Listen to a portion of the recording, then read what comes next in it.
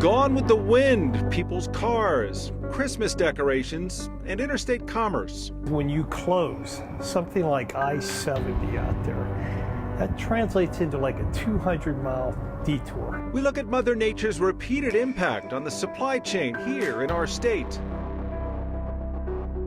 In the midst of the windy chaos, we found the most still place in Colorado that we could. One of the most popular spots in Colorado for street racers isn't even a street. There's no worse place to spend the holidays than in a hospital bed, but we can provide some joy to Colorado's children when they need it most. Even with Kyle away, the kids will play. You're not hearing things. I'm Tom Green, and this is Next. So did you hear it was windy out today? Tens of thousands of Excel customers, they certainly know it. They're without power. So too the passengers involved in hundreds of different flights in and out of DIA that were delayed or canceled as a result. It came and went in a matter of hours, much longer than my tenure here on Next will be, I'm sure, but hopefully my brief time on the show today won't be nearly as damaging as today's storm was. The wall of clouds rolled into the metro area quickly. Not this quickly, though. This is time-lapse from Boulder. This is what it looked like to be in the middle of it. Video from Don and Lamar showing the wind whipping around the dust and debris. The worst Western movie you've ever seen? I was playing out in Dacono this afternoon. What looked like every tumbleweed in every Western United States town was rolling through Michelle's neighborhood. She actually had to stop recording and run inside when one of them almost hit her in the head. The damage? Well, that was no joke. Some of the debris more destructive than any. Tumbleweed, or look at this trampoline. It flew up into the power lines up in Broomfield. And scattered around Colorado, scenes like this one, a truck crushed by a tree at Alamo and Prince in Littleton. Miraculously, though, we've not heard of any injuries to anyone.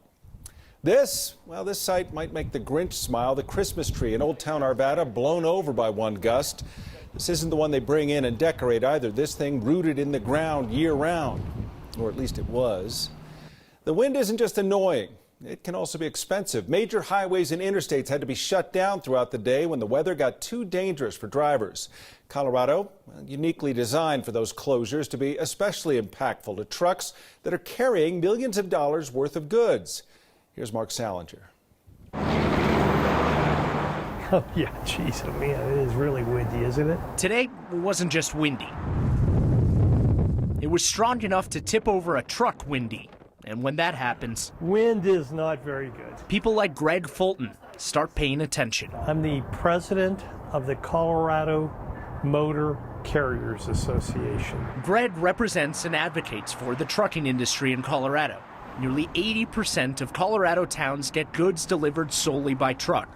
When Colorado's wild weather closes down roadways large and small, the impact is big. It has a substantial impact, and probably more so in Colorado than a lot of other states. I-70 closed down this morning in the mountains because of wind and snow. Commercial traffic was stopped on I-25 because of high winds. Colorado relies on those two main arteries that are crucial for businesses across the country to get the goods they're expecting. It's crucial to be on time in our industry. Diana Freda has been in the logistics industry for more than a decade as a freight forwarder and is a student at MSU Denver. This season is especially busy. Every day is a busy day. This time of year, I mean, everything is significant, right? Today's closures were temporary. Others last longer. Truckers had to make a several hundred-mile long detour this summer around Glenwood Canyon when it was closed for weeks because of mudslides. Jack Buffington teaches supply chain management at the University of Denver. If we can predict what's going to happen, we can plan for it. And if we can't predict it, we can't. And lately, a lot of these weather events have been fairly unpredictable. So it wasn't just windy today. It was costly also. So when these things happen, this is when we ends up having shortages out there. We start seeing significant delays. Between 80 and 90% of all manufactured freight moves by truck in Colorado. Luckily, today's closures weren't extended closures like we've seen in the past with the mudslides over the summer. Now, during the winter, Tom, trucking companies are usually preparing for snow. They weren't really necessarily thinking that they would have this big wind event that they were also going to have to deal with. When you see a truck idled, you think, okay, that load's going to be late, but a truck sitting idly is also creating a ripple effect down the line. It can go way down the supply chain. I feel like we keep talking about the supply chain right now, but it can have a ripple effect that, way down the line. And on top of that, right now, there's a shortage of drivers, of truck drivers. So it's a very difficult time for the industry as a whole. Well, the good news is we're all learning a lot about the supply chain. It's fascinating. More than we ever thought. Thanks, Mark. Yeah.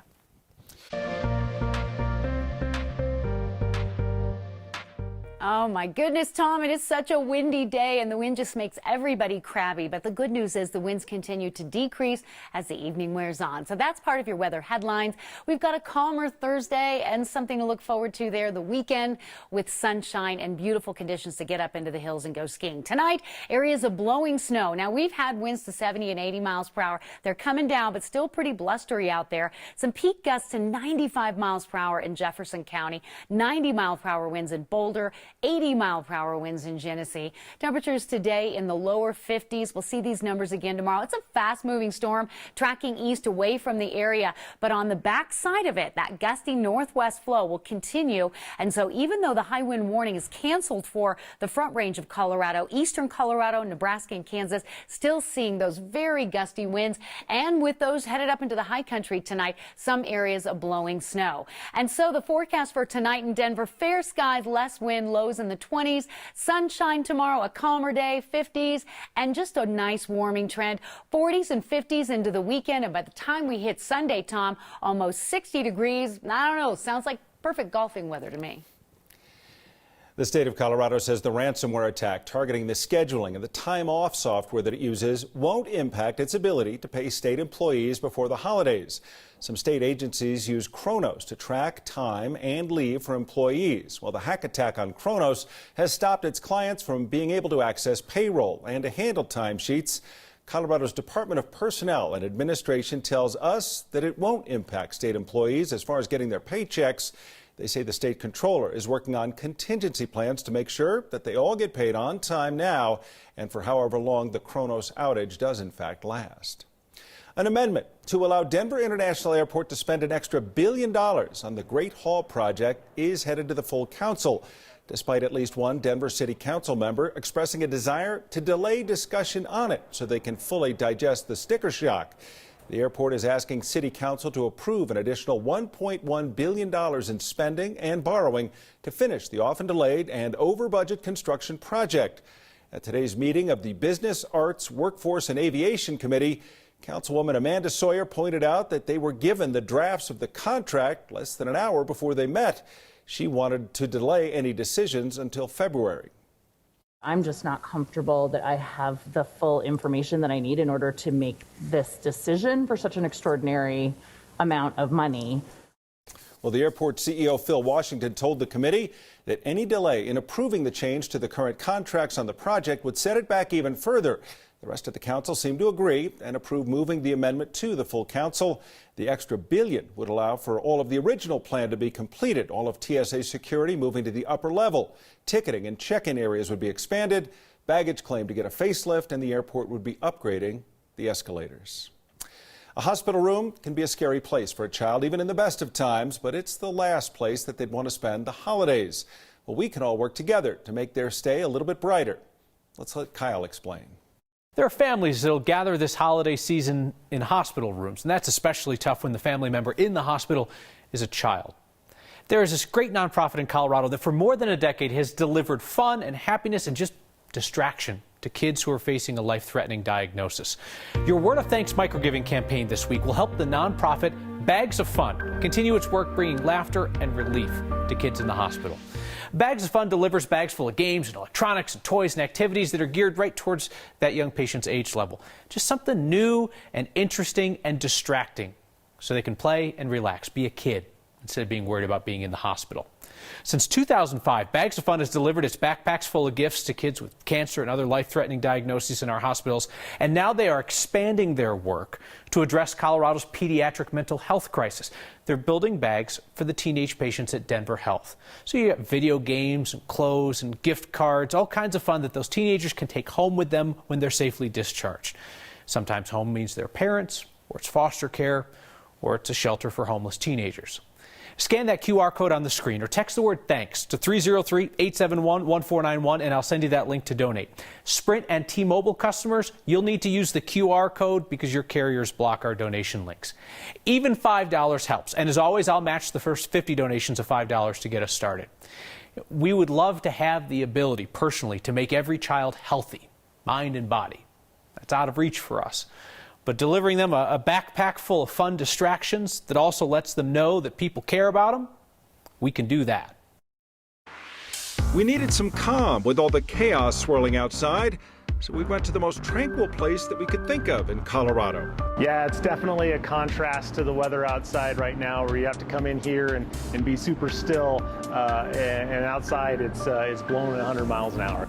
That was our approach to the weather. At least one Coloradan had a different idea, and we're always open to different ideas. Next.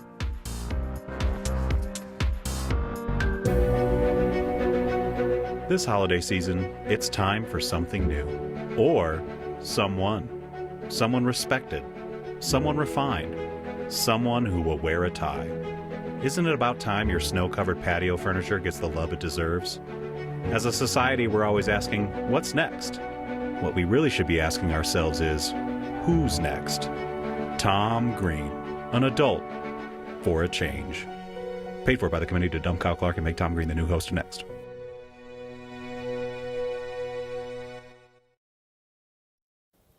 Confession, this day has been very stressful for me. I had to come in nearly an hour earlier than normal. 10 minutes anyway. But now here I am anchoring the show when normally I'm at home. So I need something to reduce the stress, which is hard to do with all the wind blowing around the metro area. So I asked, or actually demanded, that we find a spot in the state where things were a bit calmer to provide for me a little peace and tranquility.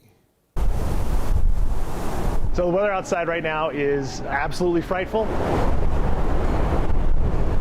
It is just terrible. The winds are crazy.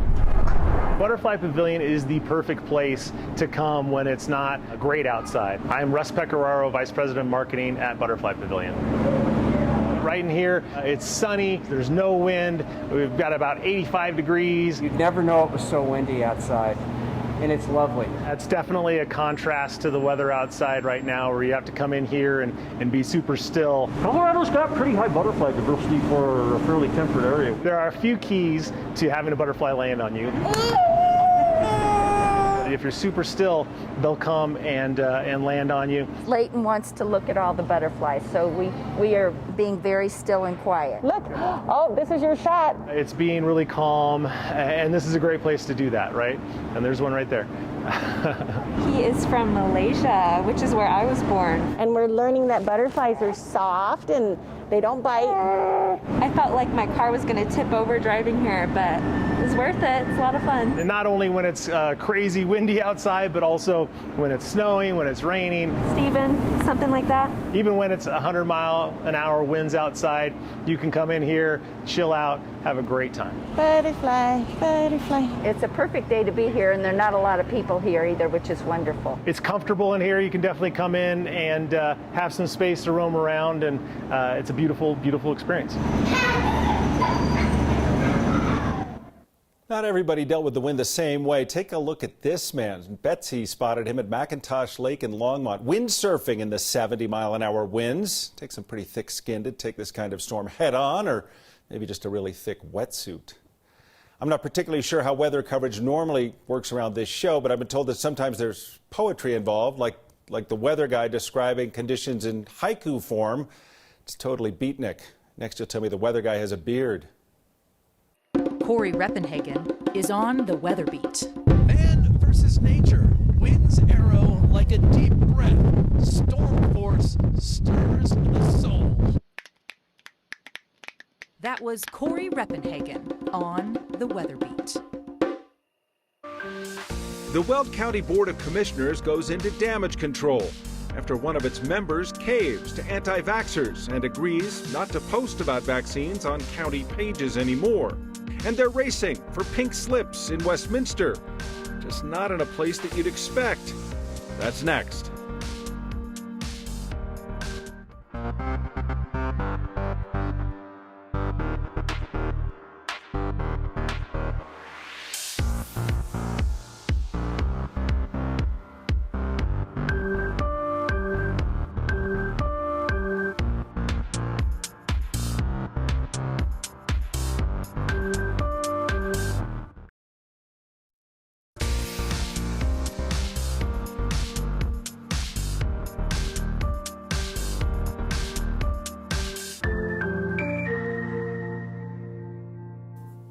The Weld County Board of Commissioners making it clear today that Commissioner Scott James was not speaking for the whole board last month when he said that he would stop posting vaccine information on social media.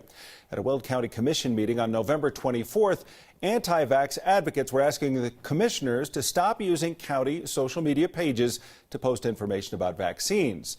James, who's in charge of approving the health department's social media posts, told the group they'd stop any pro-vaccine rhetoric. But when we talked to him earlier this week, he was walking that back. I had made a comment in a public meeting about how I was not going to approve any more Facebook posts. I was caught up in the moment of that particular Facebook post. It's not within my purview to change the policy of the Board of County Commissioners in that manner. Still, the rest of the commissioners on the board have apparently decided that the backpedal doesn't go far enough, releasing a statement today saying what James said, quote, was not at the direction of the entire board and has led to valuable discussion internally about the importance of government sharing information with the public and, as always, allowing the public to make their own informed decisions. The board says information about COVID-19 will continue to be published on the health department's website and county social media pages. It would seem that Coloradans are feeling the need for speed so desperately that they're itching to street race just about anywhere. And now that's forced RTD to close part of a parking garage at one of its stops. Colorado's hottest street racing venue is apparently this parking structure at the US 36 and Sheridan stop. Some people have apparently been street racing at the very top level. So RTD is now closing that top level starting tomorrow. RTD hasn't said how long that closure will last. Now, the garage wasn't actually being used to its full capacity because of the pandemic. We're guessing that the lack of people parking there made it ideal for some people to Tokyo drift all over the top floor. We were curious as to why you just couldn't, say, put a police officer in the garage to catch the drivers. But RTD says because of staffing shortages, they can assign an officer to the garage. They can't do that all night. So they're working instead with Westminster Police, trying to get some extra patrols in that area. Well, children should experience the joy of the holidays even if they're stuck in a hospital. We'll show you a way to lift their spirits and distract them from their current situation, providing Colorado kids the chance to play and relax $5 at a time. Next.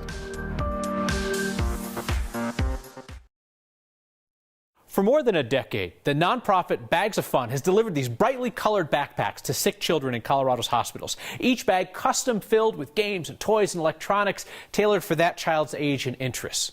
Well, now the nonprofit is also serving kids hospitalized with a mental health crisis. Our donations this week will help the nonprofit's pilot program with Denver Health. Custom bags to go home with teenage patients who are discharged from inpatient psychiatric care.